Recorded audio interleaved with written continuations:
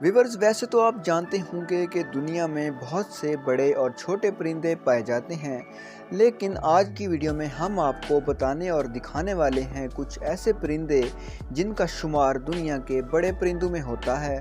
तो आइए वीडियो शुरू करते हैं।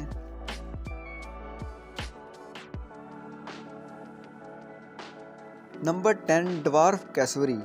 ड्वार्फ कैसवरी को उर्दू में बोने कैसवरी भी कहा जाता है और ये आमतौर पर न्यू गिनी में पाया जाता है।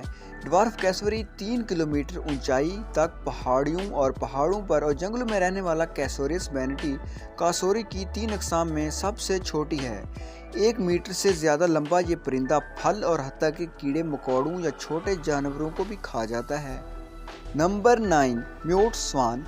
म्यूट स्वान का ज़्यादा से ज़्यादा वज़न 22.5 किलोग्राम तक होता है और ये परिंदा ज़्यादातर वस्ती और शुमाली यूरोप, वस्ती और मशरकी एशिया में पाया जाता है। इस परिंदे का नाम म्यूट स्वान का मतलब खामोश हंस होने के बावजूद सेकंड्स ओवर एक आवाज़ वाला परिंदा है।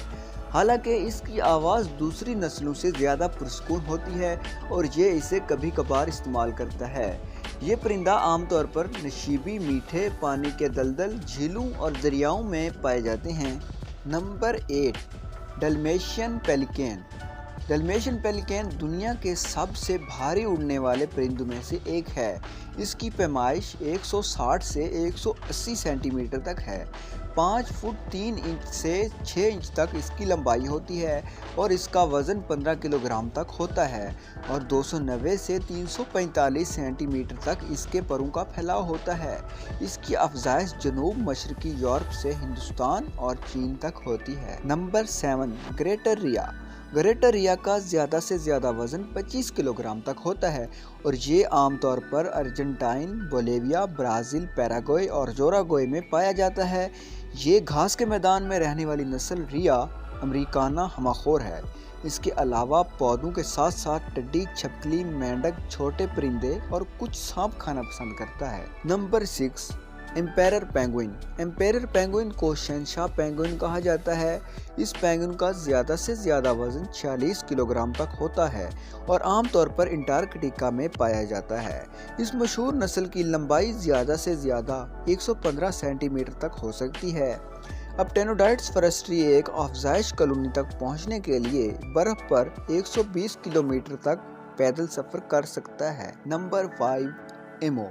इस परिंदे का ज़्यादा से ज़्यादा वज़न 55 किलोग्राम तक हो सकता है और आमतौर पर ऑस्ट्रेलिया में पाया जाता है। कैसोरिडाई ख़ानदान के 4 जिंदा बच जाने वाले अफराद में से 3 कासोरी हैं और चौथा एमो है। बालिग एमो 190 सेंटीमीटर लंबे पर खड़े हो सकते हैं और अगरचे इनका वज़न औसतन 30 और 45 किलोग्राम के दरमियान होता है, लेकिन सबसे बड़ा 55 किलो तक पहुंच सकता है। Number 4, northern cassowary. इस कैसोरी का ज़्यादा से ज़्यादा वज़न 58 केजी तक हो सकता है और ये न्यू गिनी में पाया जाता है।